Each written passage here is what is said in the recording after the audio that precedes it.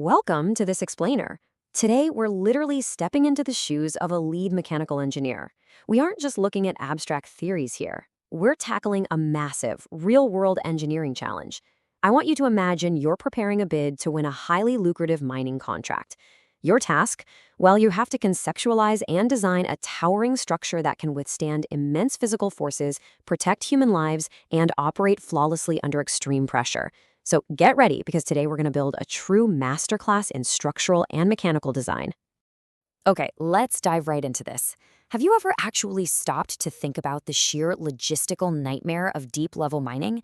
I mean, you're dealing with an incredibly hostile environment way down underground. You've got men, heavy machinery, and endless tons of jagged rock that all need to move vertically, up and down, day in and day out without a single point of failure. It's basically a relentless battle against gravity, friction, and perhaps most terrifyingly, material fatigue. To truly understand the awe-inspiring scale of our challenge today, just take a look at these numbers. We're preparing a tender document for a massive operation that needs to hoist 10 tons of mined ore at a single time. To put that into perspective, that is like lifting 2 full-grown African elephants. And it's not just a quick lift either. You're pulling that massive weight from a staggering vertical drop of 500 meters below the surface. That is the intense reality of the contract we're trying to win. So, to win this, here's our game plan. First, the tender challenge, then lifting mechanisms, steel versus concrete, writing the design brief, and finally, technical sketching fundamentals. Starting off with Section 1, the tender challenge, focusing on the Bacone People's Organization. Let's start with our client. We're answering a formal invitation to tender from the Bacone People's Organization. They're a recently formed group that has secured full rights to exploit the mineral wealth belonging to the Bacone tribe in the Polokwane area. They need a functional mine, and they need it fast. So the crucial point is, you absolutely have to meet their strict parameters if you want your tender document to even be considered. You only get a 12-month construction period to commission the whole thing. The structure must be suitable for safely transporting living, breathing miners right alongside those heavy loads of ore and waste. You are explicitly required to use a wire rope lifting mechanism. And, in the harsh world of contracting, if your paperwork isn't submitted by 1400 on the 20th of September, you're out of the running entirely. Moving into Section 2, lifting mechanisms, where we need to understand the machinery. Before we can even think about designing the structure, we have to thoroughly investigate the lifting mechanisms. Everything in our operation begins with the mine shaft. Now, this isn't just a simple hole. It is literally the main vertical artery of the entire underground operation. From this shaft, side passages and tunnels are dug out at various different levels. This is exactly where the dynamite loosens the mineral ore from the surrounding rock, and crucially, it's how life-saving air is pumped down to the workers half a kilometer below. All right, so once that ore is blasted and loosened, it has to somehow get up to the surface to be processed. Enter the skip. You can think of the skip kind of like a vertical, heavy-duty train car. It's an open metal container that runs along a rigid rail system straight up the inside of the mine shaft. This is the specific vehicle that will be holding that massive 10-ton load of loose rock we mentioned earlier. And that brings us to the absolute star of our show, the headgear. Sometimes you'll hear folks call them gallows frames or winding towers or pit frames. But essentially, the headgear is the colossal surface structure placed directly over the mine shaft. It's what supports the entire hoist mechanism, the pulleys, and those vital wire ropes. This towering frame is what gives mines their distinctive, iconic look, and designing it is the core focus of our structural tender bid today. Let's look at Section 3, steel versus concrete. It's time to choose your building material. With the mechanics now understood, we hit a massive engineering crossroad. What do we actually build this gigantic headframe with? Let's walk through this matrix methodically. If we're looking at construction speed, steel hedge gears are incredibly quick to construct, whereas concrete takes fairly long. Why is that? Well, concrete construction is highly affected by weather conditions. It needs very specific conditions to dry and harden properly. Steel fabrication, on the other hand, is largely unaffected by the weather. Cost-wise, steel is going to be cheaper to construct, while concrete is generally more expensive. However, concrete does gain an edge when it comes to maintenance, requiring less upkeep over time, whereas open steel structures can definitely corrode if they aren't properly protected. Now, what's really interesting here is the specific trade-offs beyond just time and money. Because steel is highly adaptable and actually has a really high resale value as scrap, it's pretty much perfect for temporary mining operations. Plus, it weighs a lot less than a concrete structure of the exact same size. Concrete, on the other hand, well, it's a beast.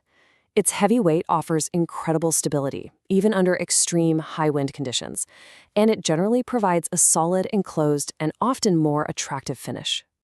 Just for some real-world context, down in South Africa, steel structures are definitely the most common. And to see just how far steel can be pushed, we can look at an amazing case study, the record-breaking A-frame steel headgear at Goldfields South Deep. Because they were anticipating extremely heavy loading, they constructed the frame using massive 1.2-meter box sections. Now, to ensure these lighter steel structures maintain absolute structural integrity under all that stress, they use advanced fabrication techniques. For instance, all the steel is preheated prior to welding just to guarantee the highest quality and strength standards are met. Next up, Section 4, Writing the Design Brief. We're looking closely at specifications and constraints. So once we've finally chosen our materials, it's time to pivot to the paperwork. Look, before a single physical line gets drawn on a drafting table, a great structure requires an absolutely airtight design brief. Drafting this brief happens in 3 chronological steps. First, in your own words, you must clearly define exactly what the problem is and who will benefit when you solve it. Second, you list out the specifications, what the model absolutely must do. And third, you lay out your constraints, the strict boundaries you have to operate within. Let's zoom in a bit on step 2, the specifications. The tender board is going to look really closely to see if you've clearly defined what the headgear model needs to accomplish. You have to specify exactly what the pulley must be able to handle. Remember our parameters? 10 tons of ore, sure, but also, critically, human miners. This means your brief must outline mandatory safety factors. The hoist mechanism safely handling inanimate rock is one thing, right? But protecting living, breathing workers suspended 500 meters in the air, that requires entirely different, non-negotiable safety margins. And then, of course, we have the constraints. You know, in engineering, constraints aren't really roadblocks. They're the necessary boundaries that keep your entire project grounded in reality. For this specific tender, your brief must explicitly declare the materials. You need to confidently state what material will be used to make the massive outer structure, and distinctly what materials will be used to create the intricate internal lifting mechanism. Finally, Section 5, Technical Sketching Fundamentals. Let's move to the drafting phase and see how this all builds to bring the idea to life. Now we transition over to the final visual drafting phase. And to pass a formal board's inspection, you can't just doodle, right? You need the proper tools for technical sketching: T-squares, set squares, drafting boards, or maybe modern CAD software. Using these, your generated example drawing has to be in exact proportion. You must visually demonstrate a wide, rigid, and incredibly stable base with strong joints. And whether you chose an A-frame, a 4-post, or even a 6-post structure, your sketch has to include all the internal bracing and support beams. Oh, and don't forget, you also have to carve out and designate physical space for maintenance facility, plus consider exactly how that pulley attaches to your main frame. And this brilliantly illustrates a key point. Your static drawing is representing a highly dynamic, honestly violent environment. Your sketched braces and beams must clearly demonstrate how they'll resist 3 massive physical forces. First, tension, which is the force literally trying to pull the materials apart. Then, bending, which happens when the structure tries to flex under that massive 10-ton load. And finally, compression, that immense downward force pushing the columns together straight toward the foundation.